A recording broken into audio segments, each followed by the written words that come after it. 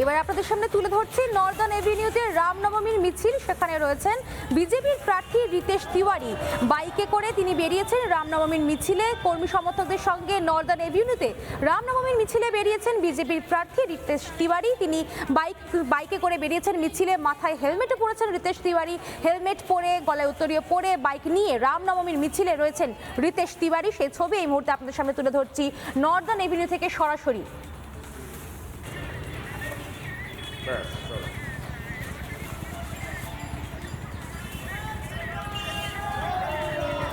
Northern এভিনিউতে রামনবমীর মিছিল, সেই ছবি তুলে ধরছি আপনাদের সামনে।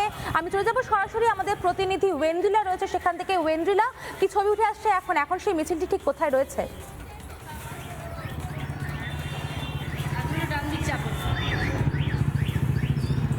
দেখো অনন্যা, এই মুহূর্তে আমরা একেবারে নর্দার্ন এভিনিউ থেকে যে আজকে রামনবমীর মিছিল শুরু হয়েছে, আমরা ঠিক এই মুহূর্তে সেই যে রুট, সেই রুটের মধ্যেই রয়েছি। এখানে এই মুহূর্তে রয়েছেন বিজেপি প্রার্থী রিতেশ তিওয়ারি। আর তার সঙ্গে আমরা দেখতে পাচ্ছি তার বক্তব্য নেওয়ার সময় তিনি বলেছেন আজকে কোনোভাবে দল নয়, কোনো রং নয়, আমরা আজকে হিন্দু। এই হিন্দু হিসেবে আমরা আজকে এই শোভাযাত্রায় নেমেছি, যে কারণে এই মুহূর্তে এই বাইক মিছিল শুরু হয়েছে। প্রচুর পরিমাণে আমরা দেখতে পাচ্ছি সমর্থকরা এই মুহূর্তে এসে পৌঁছেছেন। প্রচুর হিন্দু তারা রয়েছেন এবং এখান থেকে তারা বলছেন যে হিন্দুদেরকে ঐক্য হওয়ার বার্তা দিচ্ছেন।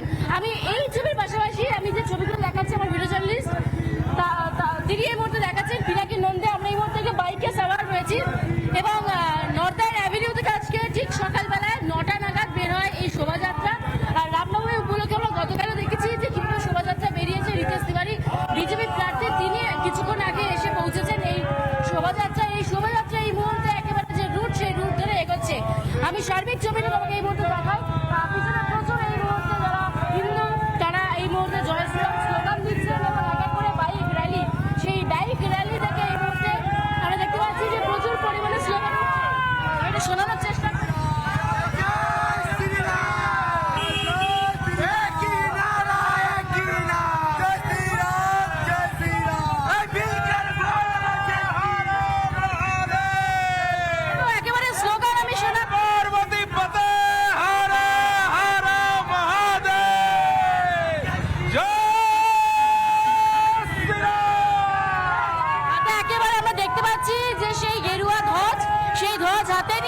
হাতে নিয়ে এই মুহূর্তে এগিয়ে চলেছেন হিন্দুরা।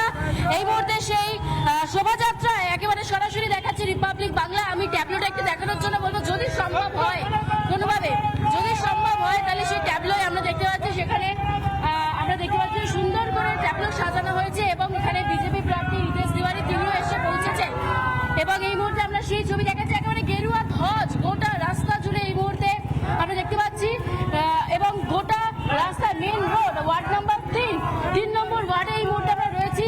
3 নম্বর ওয়ার্ড এই মুহূর্তে পুরো একেবারে গেরুয়া ধ্বজে একেবারে পরিপূর্ণ হয়ে উঠেছে এবং সকলের মুখে জয় শ্রীরাম স্লোগান শোনা যাচ্ছে।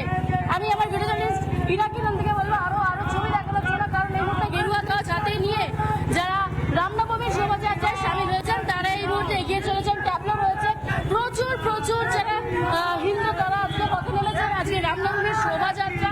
जय श्री राम, जय श्री राम, मिलकर बोलो जय श्री राम, जय श्री राम, जय श्री राम, एक ही नारा, एक ही नाम, जय श्री राम। একদমই ওয়েন্দ্রিলা, তুমি আমাদের সঙ্গে থাকো। নর্দার্ন এভিনিউ ছবি আমরা দর্শকের সামনে তুলে ধরছিলাম।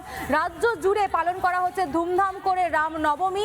আমি চলে যাবো আমাদের অপর প্রতিনিধি শ্রীমন্তর কাছে। শ্রীমন্ত, তুমি বহরমপুর থেকে দাঁড়িয়ে আছো, সেখানে কি ছবি উঠে আসছে?